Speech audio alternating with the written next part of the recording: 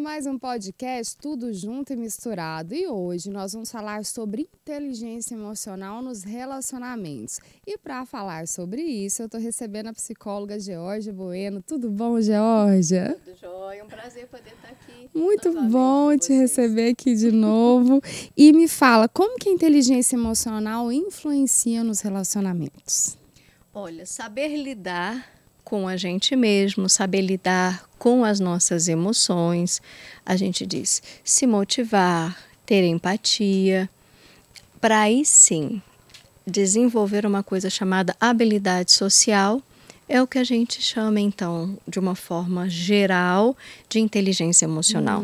Então, recapitulando, para a gente ter inteligência emocional, precisamos nos conhecer, autoconhecimento, controle das emoções, motivação, que é algo intrínseco, empatia, para depois a gente chegar então nessa coisa de ser hábil, né? Saber como lidar com as pessoas, não ficar no lugar de vítima. Esses são os principais pontos. É isso que a gente desenvolve em terapia, tá? É. E como que a gente aplica esses principais pontos da inteligência emocional nos relacionamentos? Por exemplo, primeira coisa, eu vou até contar um caso. Uma paciente que passou por várias situações muito difíceis, ela tem 9 para 10 anos, estou fazendo 10 anos esse ano, está comigo desde os 5. Ela chegou com um caso, né, assim, de mutismo seletivo. O que é isso? Ela não falava por opção. Que opção foi essa? Ela com 3 aninhos, ela decidiu não falar mais porque o papai dela disse assim para ela, se você falar, você vai me colocar na cadeia, você vai prender o papai. Por quê? Ele havia abusado dele, ele abusava dela já há algum tempo. Desde pequenininha, você vê que é um caso muito sério. E aí ela chega para mim com 5 para 6 aninhos, sem falar nada, 3 anos assim, mudinha. E de repente, então, em 4 meses ela volta para falar. E ela fala sobre muitas coisas de forma muito confusa, contando as coisas que havia acontecido. Trabalhamos durante todos esses anos com ela. Ela chega essa semana, está comigo até hoje, bonitinha assim, começa a montar uma casinha com legos assim. E ao montar a casinha eu falava assim, o que você está montando? O que é isso? Isso é um museu, tia Geórgia. Eu falei, um museu? E por que esse tanto de troféu? Ela pegou todos os troféuzinhos assim de leguinho, foi colocando nas salinhas assim, né, especificamente, flores e tal. Eu falei, olha, é porque eu me sinto vitoriosa. Olha só. A criança não tem nem 10 anos de idade, viu? O que é um trabalho de inteligência emocional. O que acontece? Durante esse tempo, ela já teve, assim, momentos de a gente, assim, parecia que a pessoa tá possuída. Ela quebrava as coisas, assim, parecia que ela tava, assim, que eu falei, meu Deus do céu, o que é isso? Uma subjugação, né? E, obviamente, todos os cuidados, tomou remédio antipsicótico, assim, várias coisas aconteceram com ela durante o tempo. Mas hoje, qual o trabalho que foi feito? Ela entende quem ela é. Ela entende quem são, né? Os pais, aonde está o irmão, os avós, as pessoas da vida dela. Ela sabe quem é perigoso, quem não é. Ela sabe reconhecer dentro dela o que ela sente. Então, as emoções. O que são as emoções? Como é que esse trabalho é feito? Por exemplo, as emoções são as reações primeiras que o meu corpo fisiologicamente dá. Então, diante de qualquer circunstância, meu corpo reage. Liberam hormônios, concorda? E esses hormônios fazem o quê? Meu coração bater mais rápido, para encher meu músculo de sangue, para eu poder ficar pronta diante do perigo, né? Para eu poder responder. Então, há todo um preparo. Tá, fiquei pronta para me defender. Mas ela não lê desse jeito. Por quê? O que a gente aprende na vida? Que os pensamentos, eles são construções. Os sentimentos, eles são construções. Então, a forma que eu penso, isso é construído. Olha só. A reação, todo ser humano tem. De estar pronto para se defender do perigo. Mas como eu vou, então, ler essas reações que o meu corpo, né, tem diante da vida, diante do ambiente, diante das coisas que acontecem? Aí eu vou ensinando para ela a ler o que ela sente. Essa pessoa é perigosa? Todo homem é perigoso? Você está vendo que isso vai lá para os relacionamentos? Futuros. Todas as pessoas são perigosas? Não. Existem pessoas que são assim, pessoas que são assadas. Então, eu vou ensinando para ela a fazer as traduções daquilo que ela sente. E ela foi aprendendo, então, a fazer novas traduções para a própria vida dela.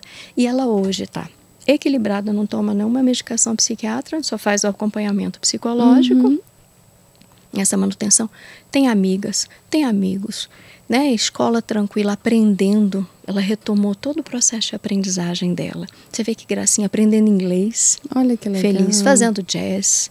Você entende? Movimentando esse corpo, dando sentido para esse corpo dela também na dança.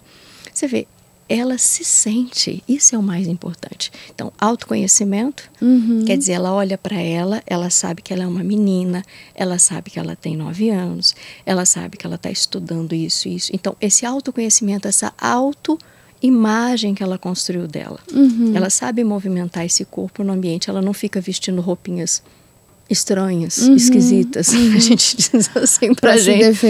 Para se defender do mundo. Nem fica se oferecendo, né? Então, porque a gente vê como é que as pessoas se mostram, fala muito daquilo que elas sentem. Entende? Entendi. Então, ela já entende como ela deve se vestir, como ela deve se portar. Nós tivemos épocas assim dificílimas, na qual ela sentava com as perninhas bem abertas, assim, como se mostrando. Você entende? Porque ela não conseguia compreender. Entendi. Ela tentava buscar essa compreensão na relação com o outro, provocando o outro. Você entende que isso acontece? Hoje não. Ela tem essa noção. Essa é a primeira noção de autoconhecimento. Segundo, controle das emoções, que é o que ela sente.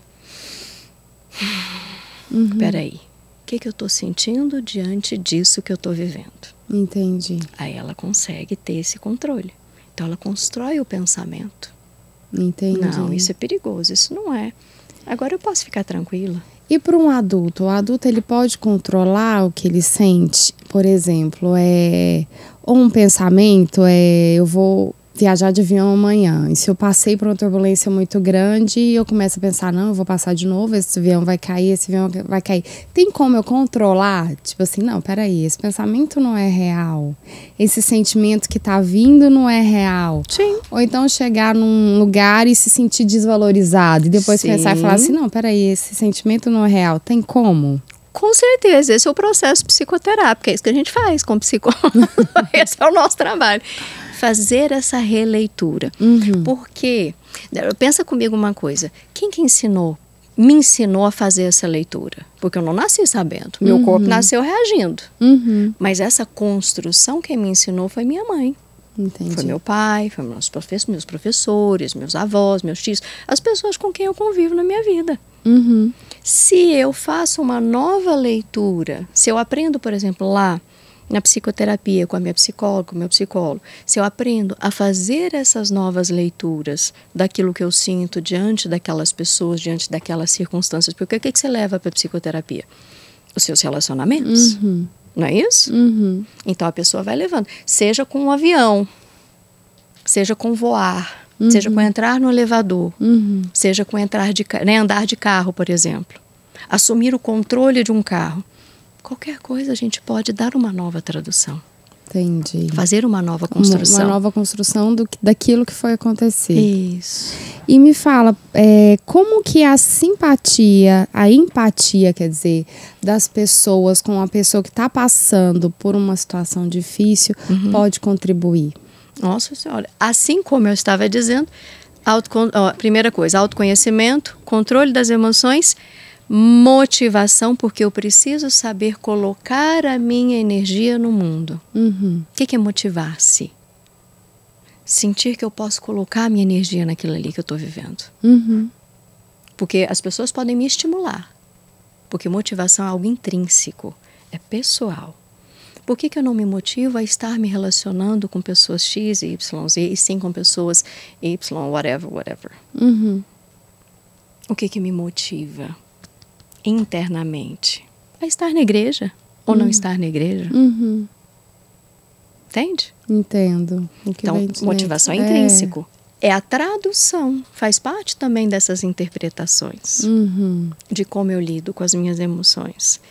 Aí eu me motivo. E aí chega o processo de empatia. A empatia é o quê? Na hora que eu consigo controlar a emoção, vem... Acalmei. Deixa eu pensar. O que eu estou sentindo diante dessa pessoa?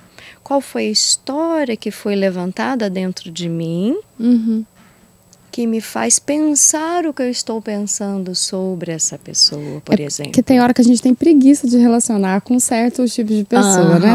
Quando a gente chega numa certa idade, que a gente já passou por muita coisa, você pega e fala assim, ai meu Deus, que preguiça, você tem preguiça daquilo, né? E como que porque é uma repetição, a gente fica com preguiça porque são repetições. Mas aí, como eu estava dizendo, a gente controla, a gente olha... Aí vai olhar aqui, que história é essa? O que é que está aqui de repetição? Eu tiro o meu julgamento, eu tiro a minha crítica.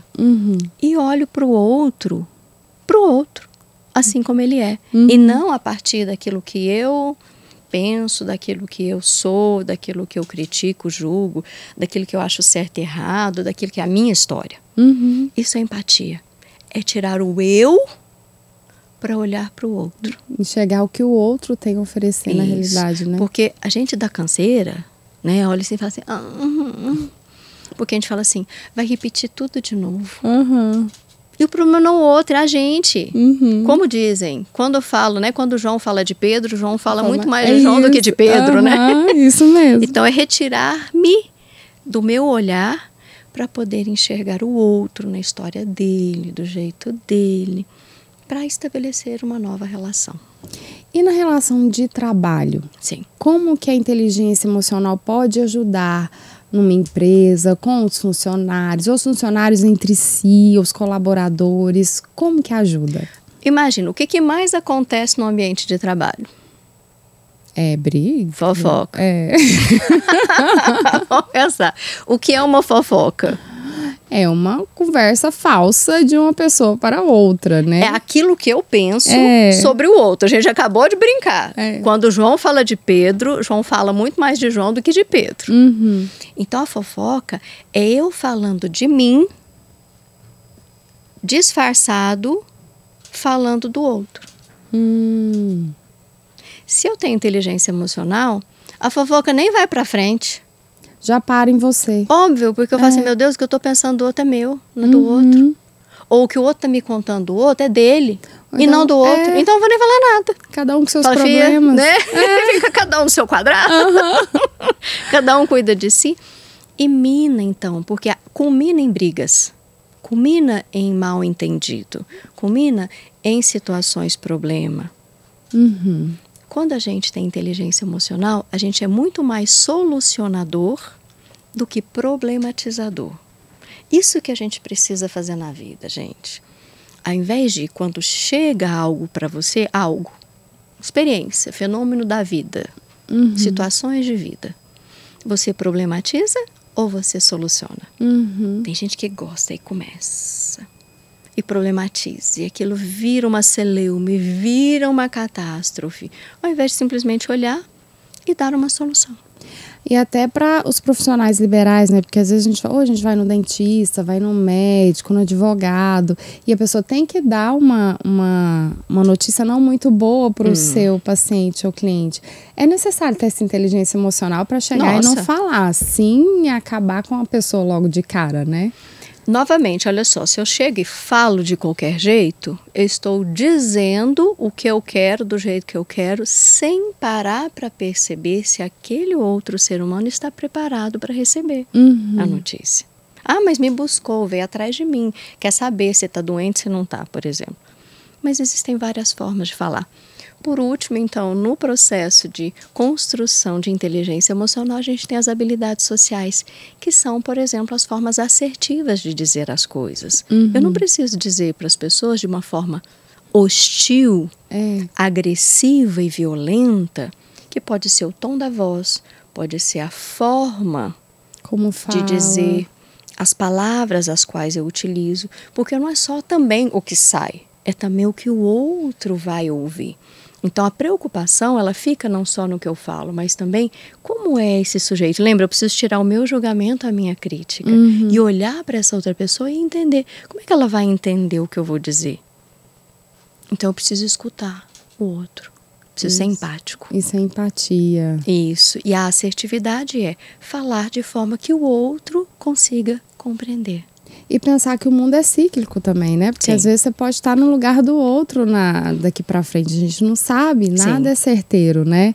E nas construções dos relacionamentos familiares? Como que a inteligência emocional pode ajudar na família?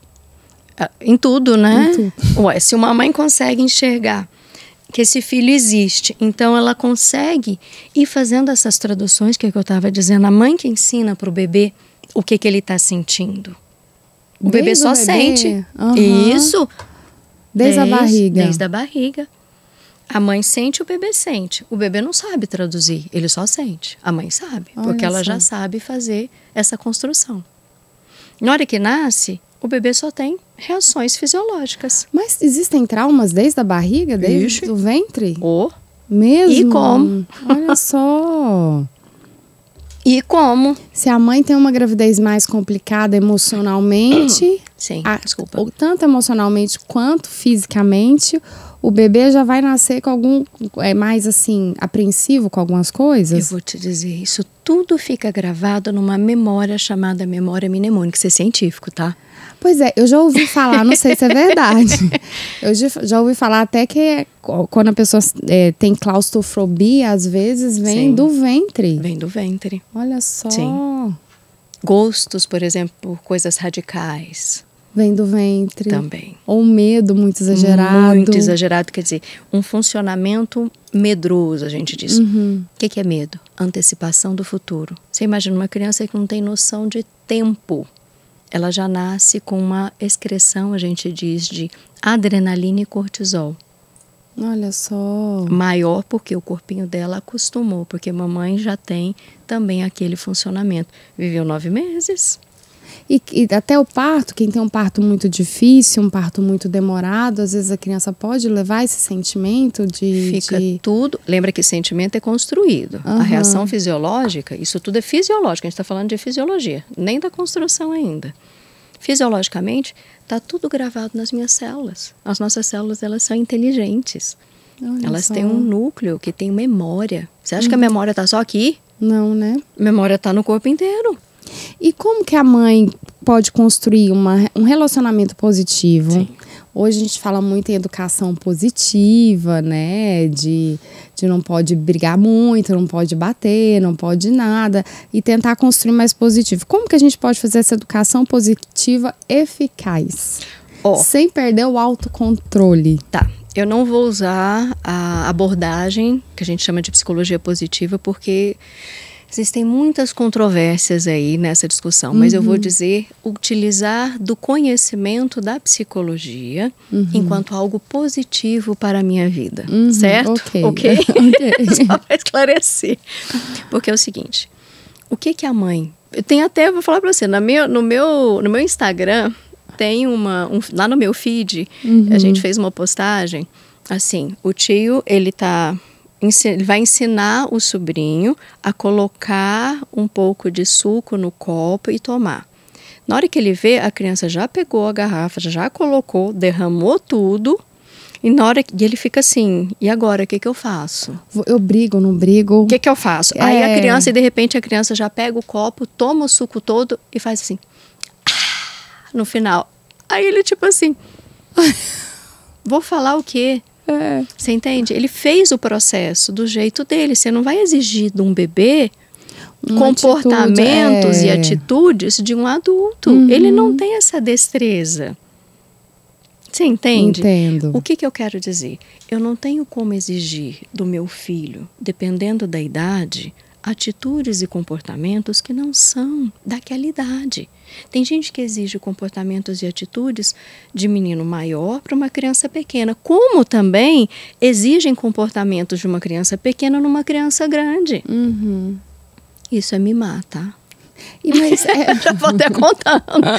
Então, essa compreensão sobre o desenvolvimento, isso é imprescindível. Você me perguntou o que o pai e a mãe devem fazer? Estudar. É o autocontrole. Aprender, claro. O que adianta eu bater numa criança sendo que ela não entendeu nem o que está acontecendo? Se a gente não erra, a gente não aprende. A gente precisa ensinar que para acertar, a gente erra. Entendi. E como ensinar isso? Deixando errar? Deixando errar. O problema é que a gente não tem paciência, né? A gente não tem paciência nem com a gente. Olha só, levantar a crítica, retirar a crítica e o julgamento. Olhar para o outro e entender que o outro não sou eu. Não foi criado da mesma maneira, Sim, né? É meu filho. Eu fui filho de uma outra pessoa. O meu filho é meu. Que perpetuação é essa de coisas não muito boas, né? Vamos pensar assim, de comportamentos que não precisam ser perpetuados. O importante da terapia, né? Da gente tratar os nossos traumas para não ir repetindo, né? Porque às vezes a criança vai sofrer por uma coisa que ela nem está entendendo o que está acontecendo. Você sabe que eu trabalho com pré-natal psicológico. Pois é, eu trabalho, esse é vamos dizer assim, dos meus carros-chefes de trabalho durante... Vou falar pra você, eu trabalho com isso há 30 anos. Então me conta Nem parece, né? Mas... nova demais. Mas trabalho com isso há 30 anos. Me conta o que é o pré-natal psicológico. O pré-natal psicológico é justamente esse processo terapêutico quando a mulher engravida, o homem engravida, porque eles engravidam. O casal engravida junto. Certo? Não tem como fazer ser humano ainda de um gameta só, a gente diz assim. Precisa de 2. Então, precisa, né, de um homem e de uma mulher ainda para se fazer um ser humano. Sabedoria, né, a gente diz assim, suprema. Aí a gente então trabalha desde o início os processos tanto dessa mulher quanto desse homem, das fantasias, os medos que vão dar lá nas ansiedades, que vão culminar num monte de sintomas e problemáticas lá no pós-parto, seja num parto complicado, prematuro, com intercorrências, e seja lá naquele puerpério também, muito difícil. Depressão pós-parto é um dos piores. A psicose puerperal, você imagina que a mulher nunca mais volta. O que vai ser dessa criança? Essa criança depende dela. Totalmente. Então, a amamentação psicoafetiva, que é esse processo que eu estava falando para você, que a mãe faz a leitura daquilo que a criança sente, para que a criança aprenda a fazer boas leituras, para ter uma saúde emocional, uma saúde, então, mental. Transtornos mentais são construídos aonde? Aqueles que não são geneticamente determinados, quando bebê. Na infância. E a importância das escolas entenderem também isso, né? Com certeza. Porque as crianças vão para a escola e vão para um ambiente novo que não é a família e que são pessoas, amigos novos, tudo novo. Precisa ter uma compreensão isso da escola também, né? Fazer um trabalho direcionado. Você sabe que eu faço isso todo começo de ano, já dei palestra em várias escolas, até esse ano, viu? Justamente ensinando isso para os professores. Porque os professores, eles são... tem várias escolas que já sabem disso, que até me chamam sempre para isso, que é isso que eu estou dizendo.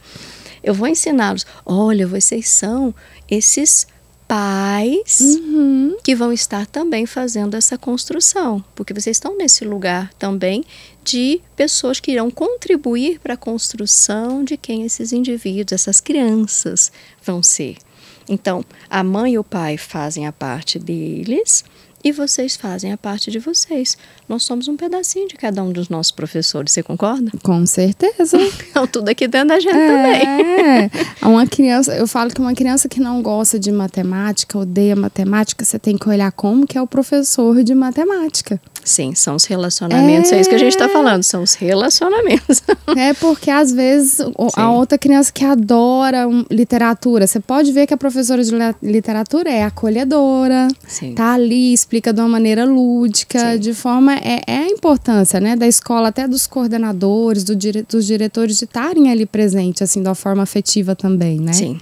Eu, para mim, esse ano, por exemplo, né, numa dessas grandes escolas às quais eu fui dar a palestra de início, né, do semestre para os professores, eu falei sobre o papel da afetividade na aprendizagem. Essa sempre é também uma palestra carro-chefe que eu dou. Por quê? O afeto, ele é o meio pelo qual eu demonstro uma coisa chamada amor. O afeto, ele pode ser positivo e pode ser negativo.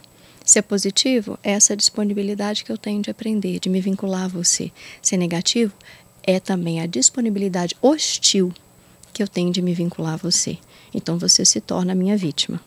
Eu lembro que eu amava redação e só tirava nota boa, mas por causa da minha professora de redação, porque ela era extremamente afetiva com todos os alunos, né? Sim. Tanto que eu fui para a área de humanas depois, E me fala, nos ambientes competitivos, né? Trabalho competitivo, a criança enfrenta ambientes competitivos depois a vida inteira. Como que a gente pode aplicar a inteligência emocional?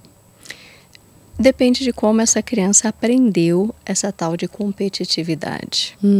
Ela vai competir com ela mesma ou ela vai competir com uma outra pessoa? Ou com outras pessoas? Aí vem de um sentimento lá de quando a gente é bebê, a gente aprende a lidar com a nossa agressividade. Porque a competitividade tem a ver com um sentimento base chamado inveja. Mais tarde, ciúmes. Mais tarde, competitividade. Mas entendeu? Não tem como escapar hoje em dia nos ambientes de trabalho, é muito competitivo. Tá, só que eu tenho que entender, eu vou competir comigo mesmo, eu vou competir com uma outra pessoa eleita, ou eu vou competir com várias outras pessoas. Para eu poder competir comigo mesmo, que seria, vamos dizer, o mais saudável, porque a única pessoa que tem de comparação e que serve de base para mim mesmo sou eu. Então eu era assim e estou assim. Estou melhorando. E me tornando assim, e me tornarei assim e assim por diante. Se eu começo a competir, eu faço uma eleição de alguém e começo, então esse é o meu ideal. E eu começo a tentar a ser esse ideal. Só que é uma coisa assim, como que eu me comparo a uma outra pessoa que não tem nada a ver comigo, não tem a mesma história, não teve a mesma formação? Como que eu vou chegar? Eu vou chegar aonde? Eu vou chegar no meu lugar, não no lugar do outro. Você está vendo como existe uma coisa de ciúmes? De querer também ter o que o outro tem. E a questão da inveja é muito mais grave, porque eu preciso destruir o outro para habitar o lugar do outro, porque eu não tenho um lugar em mim. Mas o invejoso, ele já nasce invejoso ou é... Não, é um desenvolvimento. É um desenvolvimento. Foi aprendido. É a mesma coisa, é uma aprendizagem, uma construção. Ele aprendeu que ele não pode ser ele, e ele precisa ser alguém. Alguém valorizado por alguém importante na vida dele. Isso é o ambiente, então ele aprendeu. Foi construído. Construído. Dá para ser desconstruído? Óbvio. E como que a gente faz uma automotivação para ser melhor sem ir para esse lado? A gente tem que também aprender. Olha, você está vendo? Tudo isso é uma questão de construção, né? A gente precisa aprender a lidar com a nossa energia. O que você faz com a sua energia? Energia, todo mundo tem. Uma energia, essa assim que fala assim, na hora que acorda, fala assim... Bom dia para mim mesmo, vamos lá. É um novo dia. Tem gente que tá assim, né? Yay! Já acorda. Eu preciso de meia hora pra alma voltar pro corpo. Meia hora tomando café sozinho. Sem conversar com ninguém. Eu já sou aquela que acorda assim, bom dia, abre a janela, bom dia sol, bom dia lua que tá indo embora, bora lá, que tem um novo dia, 5 horas da manhã, nós estamos de pé. Nossa, Jesus amado. Meu Deus. O que é ser mãe, né? A gente diz assim, a gente aprende a ser menos egoísta. Porque a gente brinca assim, a gente nunca mais dorme, né? Nunca. O negócio é esse. Esquece. Agora a gente acorda às 5 horas porque tem que atravessar a cidade pela família para a escola. Antigamente não dormia porque o menino tinha que mamar. Depois era bebê porque estava doente, porque dentro nascendo, não sei. Aí quando fica jovem, a gente não dorme porque eles vão sair, a gente fica ligado neles. Depois que casa, a gente continua preocupado, falando, meu Deus, que agora eu não posso nem falar nada. É isso aí. Eu vou só orar por ele ou por ela, né? Então... É essa a assina de pai e de mãe.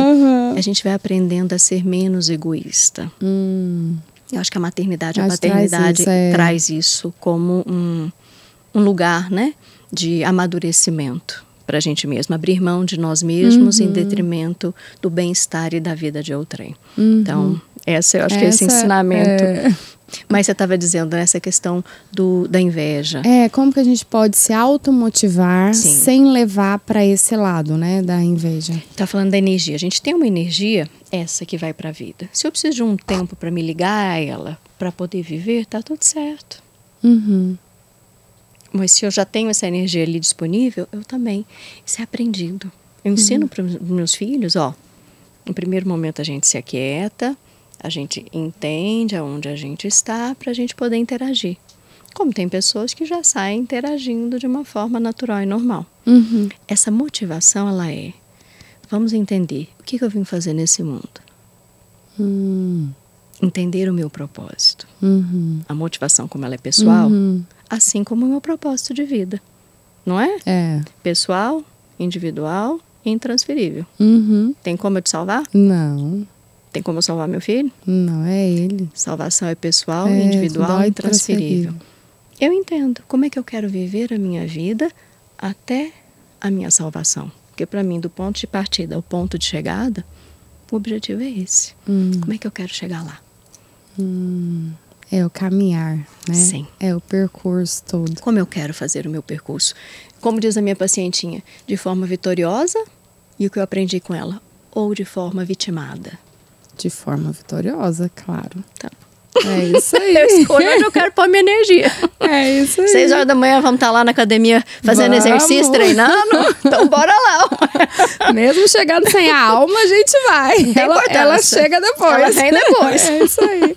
Georgia, muito obrigada por te receber aqui. Foi muito bom. É sempre muito bom o nosso bate-papo, viu? Eu que agradeço o convite e fica aí, viu, gente? Ó, um abraço, até mais. Jesus abençoe a todos. Amém. Você fica com o nosso próximo podcast. Tchau, tchau.